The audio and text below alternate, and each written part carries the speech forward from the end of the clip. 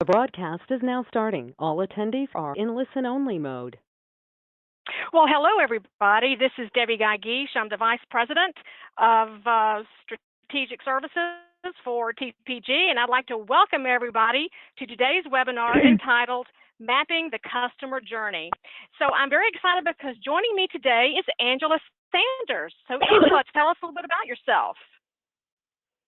Hi, thank you, Debbie. I am so excited to be here and talking to you all about mapping out the customer journey. So I'm excited as well because between both Angela and I, we have about 20 years experience in not just mapping, but also in operationalizing the customer journey. So let's go ahead and take a look at our agenda for today. It's really in three parts. So first of all, we are going to help you create and deliver the pitch. We're going to show you an inspirational pitch, a data pitch, and then we're going to give you a strong visual that you can use. Then we'll talk about how to establish a cross-functional customer engagement council. And then, of course, at the end, we'll talk about the steps to mapping the customer journey. So before we get started, Angela, I believe we have a poll question. Is that right? We do. So we wanted to just take the pulse of everybody here and see, first of all, do you have customer journey maps today that are operationalized and institutionalized across all your customer-facing functions in the company? So either yes, no, working on it as we speak, or what the heck are you talking about? And so Caitlin should be putting that poll question up for us. And there we go. This is the same poll question we asked in the last webinar, and I'm very interested to see if the results are going to be similar. You know, our last webinar was all about quantifying the customer journey. So everybody take a moment and select one. And what we'll do is we'll actually take the results of the study and we'll actually post it in a follow-up to the webinar in a blog post that we'll be recording.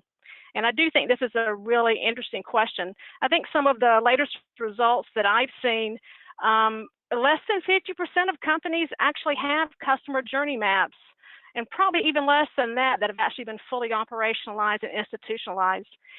Yet, we find that in all the companies that we work for, you know, it's like one of the #1 strategic initiatives for marketing to take place. So, Caitlin, we're not actually seeing the poll. Yep, I see the responses right here. So I think we're seeing similar results here, Debbie. So we have a few people. We've got 13% yeses. We have 3% of the people says, what the heck are you talking about? But the overwhelming majority of people either say they don't have it today or they're currently working on it. That is so interesting. And I think that's one of the reasons why of all the webinars we've done this year, we had the most people actually register for this webinar. And let me see if I'm still in the webinar. Hello? You are. You're still here, Debbie. Can you guys see my screen? We can. Yep. We're just seeing the GoToWebinar screen now. Thank you. Thank you. There it is. So again, we'll take those final results and we'll actually post them, but you know, the numbers are typically pretty low, which again is why we have so much interest. So again, we're doing 3 different things here. We're going to teach you how to pitch to leadership so you can really get a full company-wide customer engagement going on. So let's go ahead and take a look at that. And again, I want to share with you an inspirational pitch, a data pitch, and again, the visual that you will absolutely positively want to use. And one of my favorite people to watch is a guy named Simon Sinek, and he did this really great video, and you all need to go take a look at it. And he asked the question, how do leaders inspire action and transformation with belief and passion? And as a marketing team, if you're going to lead your organization to transform, to become customer-centric, you have to do it with leadership and you have to do it with inspiration. And so let me give you an example. So if you were to go into your leadership meeting and you were to pitch them on, you know, we need to do a customer journey map. And if you said something like, you know, we need to be more customer-centric in our communication and in our campaigns. At marketing, we really want to create relevant personas and market to them. And it begins with mapping the customer journey. executives, can we get your buy-in? And they're looking at you like, what a marketing weenie kind of thing to say. However, if you followed the Simon Sinek model, it would sound something like this. You're pitching to the executives. We believe in the power of the customer in the digital economy. By aligning marketing to this market reality and by using relevant technology, marketing and our company can transform from being a cost center to a revenue and a growth driver for our company. However, it all begins with mapping the customer journey through a cross-functional alliance that will result in aligning our company to a customer-centric strategy. Can I get your buy-in?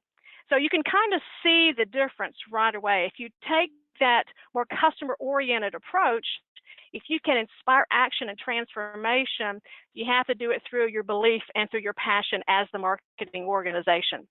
Now, that's well and fine for some leaders, but some leaders say, just show me the numbers.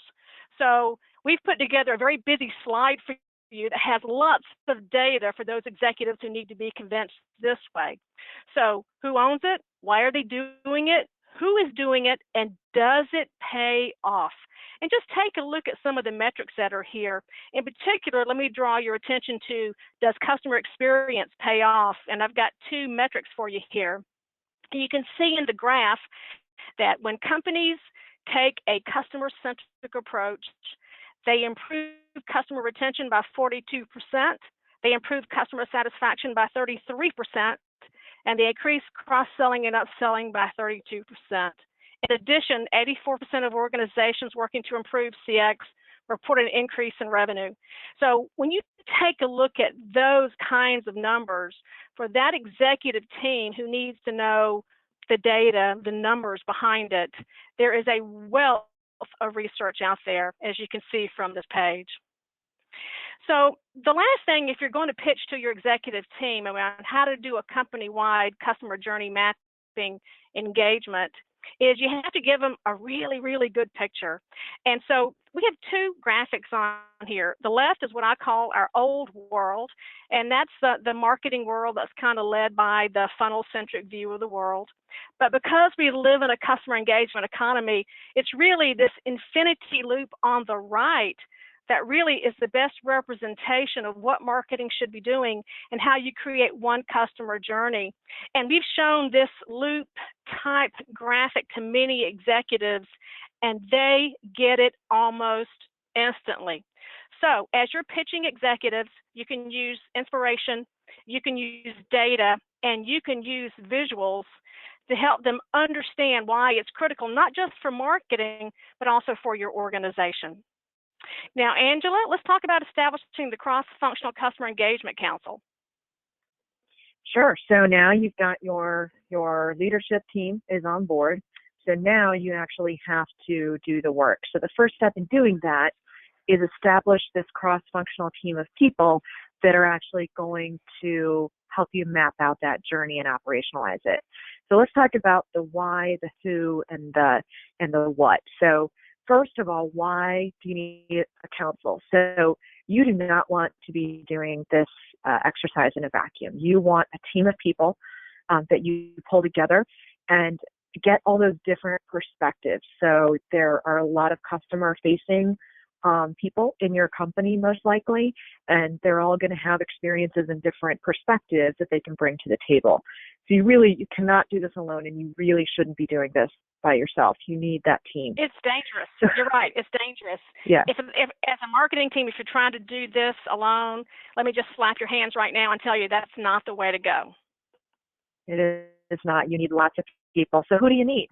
You need people to help you map the above the line and the below the line of the map. And we'll talk about in a minute what that means. But basically, for above the line, you need every customer-facing part of your company represented on this council. So that might be salespeople, it might be customer service people. You may have other functions that are out there talking to your customers, and they should be part of this. And your customer is going to be part of this as well. And then below the line, you need kind of representation from every function within your company to pull this together and make sure that you have a full view of how the customer goes through this journey, and then every touch point that you have with your customer across the company. So, Angela, let's talk specifically around what the Customer Engagement Council does, because I bet for a lot of people that's kind of a new term and maybe something they have not actually thought about. So what do they actually do? What are they responsible for? Yeah, that's a great point. So the Customer Engagement Council, they do 4 things. They provide input, they gather feedback, they keep the journey on track and get the work done, and they are responsible for kind of guiding the timing of this.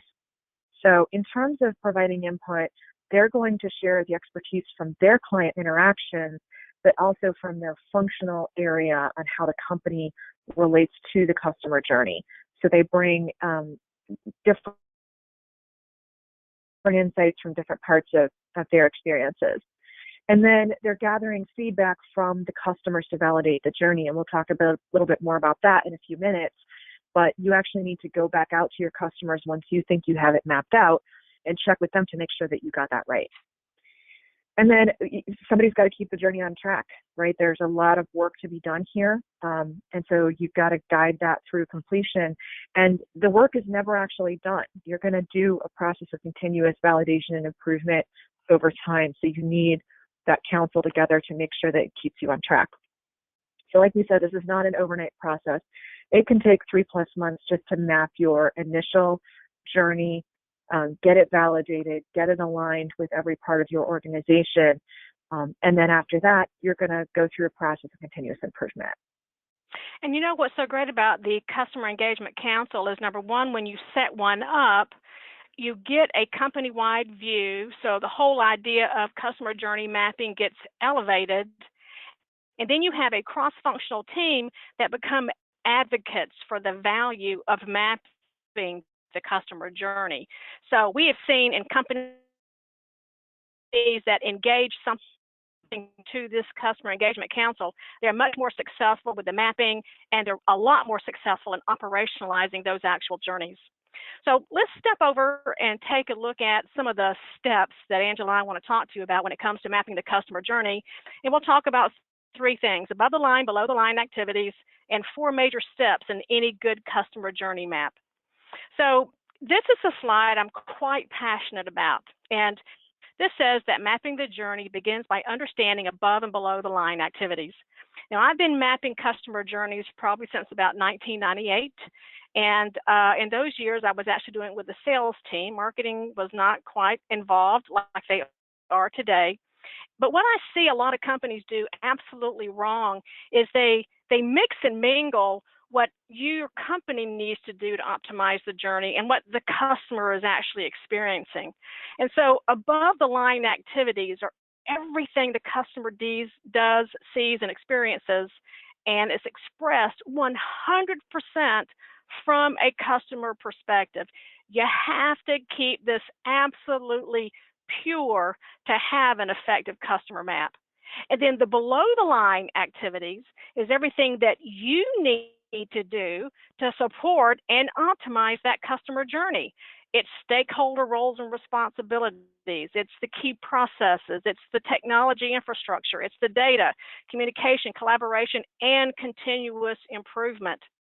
And again, you know, the client only sees a tiny bit. They only experience a tiny bit of your company, but it's everything that's happening underneath that iceberg that really enables and optimizes that customer journey.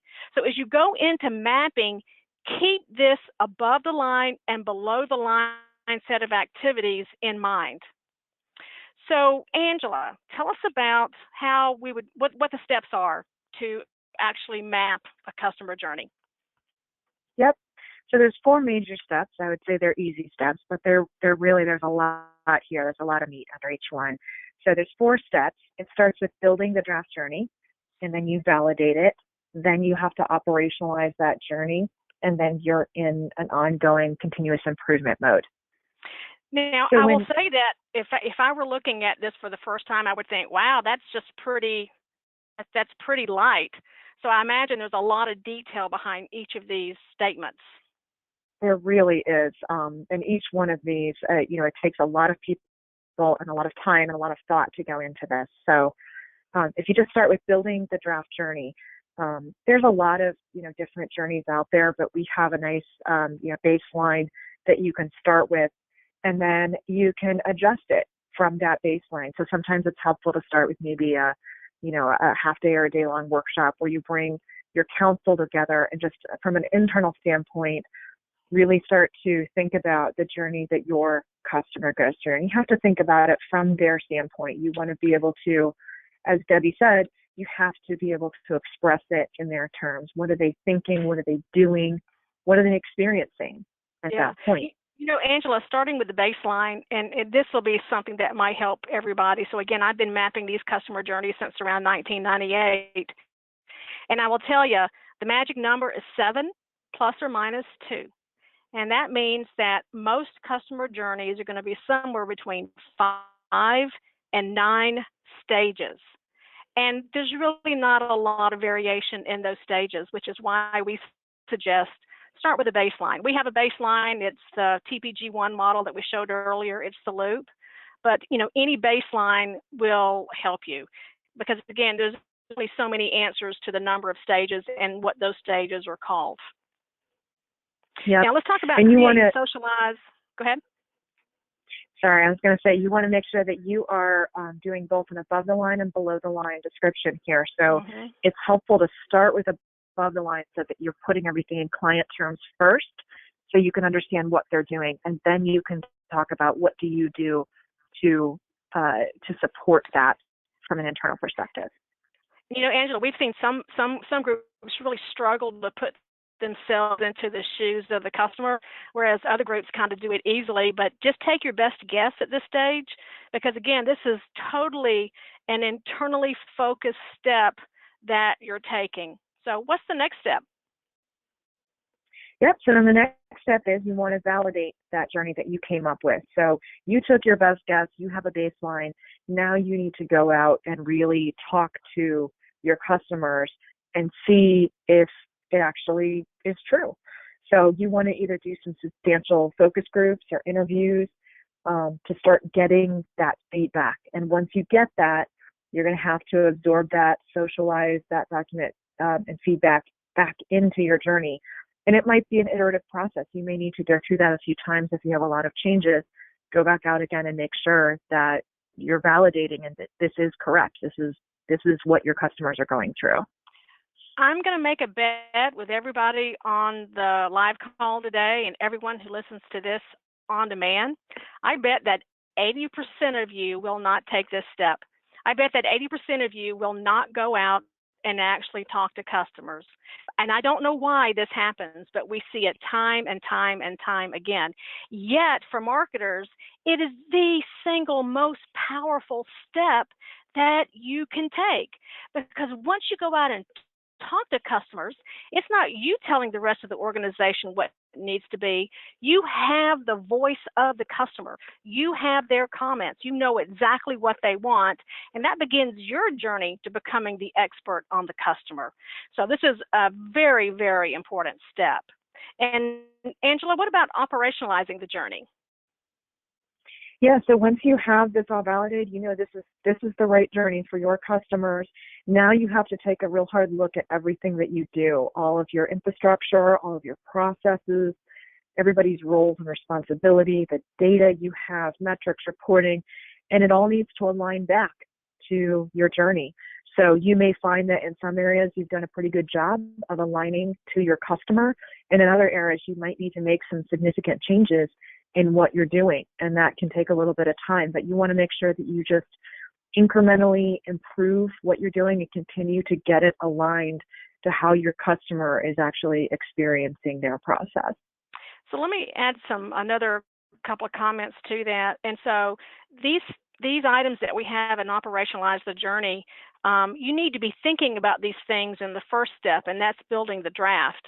And so you want to do both your above the line and below the line activities. And in that first step, it is your best guess Then, based on step 2, validate the journey. Depending on if there's substantial changes given to you by that customer, you would change the above the line, and then it affects exactly what you will do to operationalize the journey.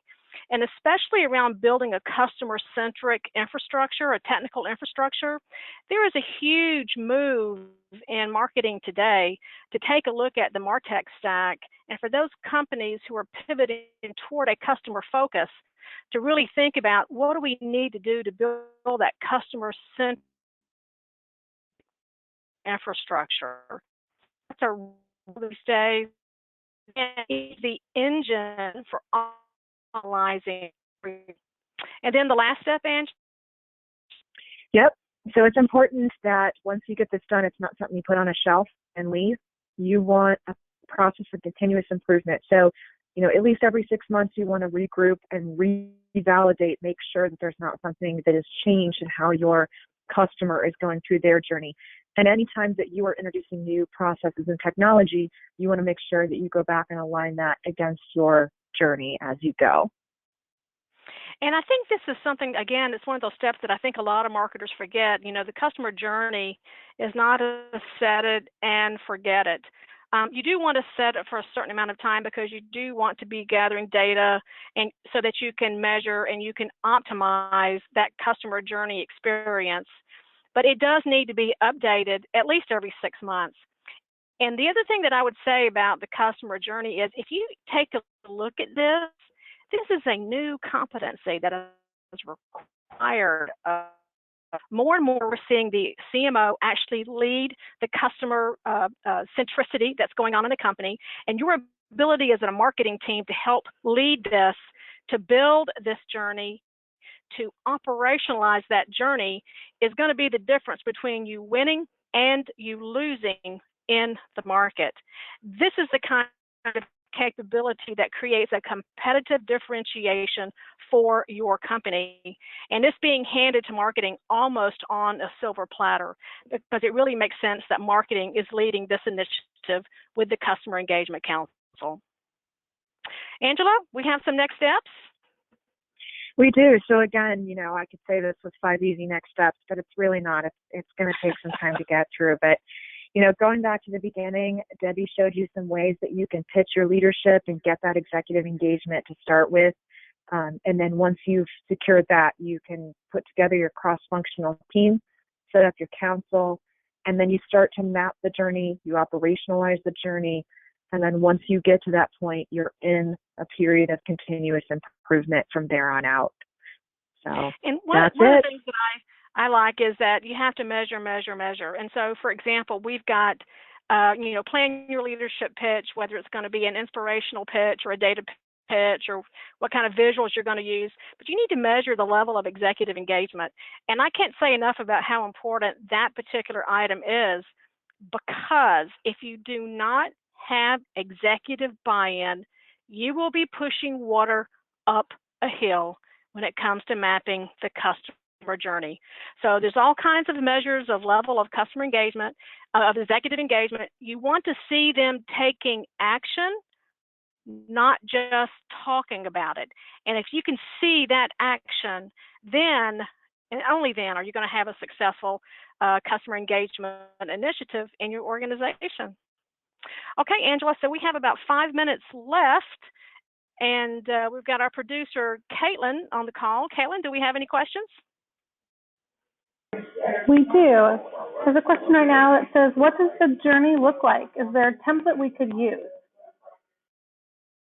Yeah, I mean, you can start with this template that's right here on the right. So if you take a look at we call it TPG1, it's this infinity loop. And at first, a client's unaware they have a problem. And then they know that they have a problem. That's aware. Consideration is, well, I'm considering what kind of solutions I might need. Evaluation is, I'm looking at different solutions and different vendors. Decision is, I make a decision and buy something. Then I onboard with a company, and then I begin to adopt the solution or the technology, and then I can begin to realize the value from that. And as a result of that, I become loyal, and as a result of that, I become an advocate. So that would just be an example And again, 7 plus or minus 2, these are very common stage names for the customer journey. And you could just do customer journey stages. If you Google it, there'll be a million out there, but this is one that we like to use. Next question. Great. So how many clients should I go out in to order to validate my journey? Angela, you want to take that one? Yeah, I mean, I think you need to have a significant amount of people, and especially if you are, you've got different types of audiences, you want to go out and make sure that you're looking at several people from each of those segments. And, you could do that in a couple of different formats. You could just go out and do one-on-one interviews. You could put a group of people together in a focus group, like a customer advisory board type of situation, and have those conversations a little bit more open forum, whatever works for you. But I think you need significant number of people to have looked at this and validate that this is correct. And I think there's two elements to answering that question. Number one, to Angela's point, you need significant feedback that is credible, and enough feedback that it will be perceived as credible. But number two, depending upon your learning curve about your customer. And I say that because a lot of B2B marketers really do not understand their customer. And if you're in that situation, more interviews is better because you will learn more about the customer as well. Kayla, next question. We've got one more question, and it's about the council. It says, how many people should I have on my council? Well, you need a good representation. So if you think about all the customer-facing elements of your company, it's going to be marketing, it's going to be sales, it could be enterprise sales, a BDR team, inside sales, customer success. Customer success and customer support know so much about your customers, your services organization. And so you just want to have every part of the company that has an engagement with the client at any stage of their process, you want to include in that council. Now, the other people that you want to include in the council is going to be the people that are actually going to set up how to operationalize this. If you make them part of this process early on, when it comes to systems and data and technology and those kinds of things, they're going to have a much better understanding of what needs to be pulled together to operationalize that map. So you definitely want to have your technical and your data analyst type people part of that journey as well. Would you add anything to that, Angela? No, I think that's a great way to capture it, Debbie. Okay. So that concludes our webinar today. It was a pleasure to be with you. Feel free to download our recent white paper, TBG1, a new approach to the customer journey. It kind of talks about why the infinity loop is the way to go. Thanks, everybody. Thank you, Angela, for joining us, and it's a great day to be a revenue marketer.